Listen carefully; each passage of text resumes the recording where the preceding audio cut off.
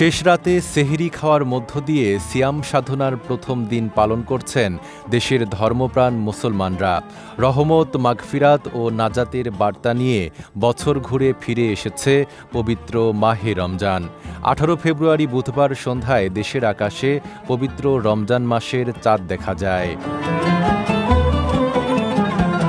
মহিমান্বিত এই মাস ইবাদত বন্দেগীতে কাটানোর প্রত্যয় ব্যক্ত করেছেন ধর্মপ্রাণ মুসলমানরা। প্রথম তারাবির নামাজে দেশের প্রায় সব মসজিদেই ছিল মুসল্লিদের উপচে পড়া ভিড়। অন্যান্য স্থানের মতো জাতীয় মসজিদ বাইতুল মোকাররমেও দেখা যায় ধর্মপ্রাণ মুসল্লিদের ঢল। স্কিন শুষ্ক রুক্ষ হয়ে যাবে বলে কি বাইরে যাবে না? জাস্ট 1 2 3 4 করো, স্কিনটাকে রিভাইভ করো। ধর্মীয় ভাবগাম্ভীর্যের মধ্য দিয়ে এশার নামাজের পর তারাবির নামাজ আদায় করেন তারা।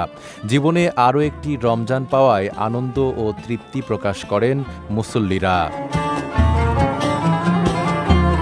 তারাবিহ আদায়ের মধ্য দিয়েই মূলত রোজার প্রস্তুতি পর্ব শুরু হয়। এরপর ভোররাতে সেহরি খেয়ে সিয়াম পালনের নিয়ত করেন দেশের সব ধর্মপ্রাণ মুসলমান।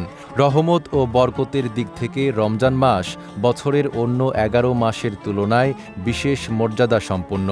এ মাসেই নাজিল হয়েছে পবিত্র কুরআন।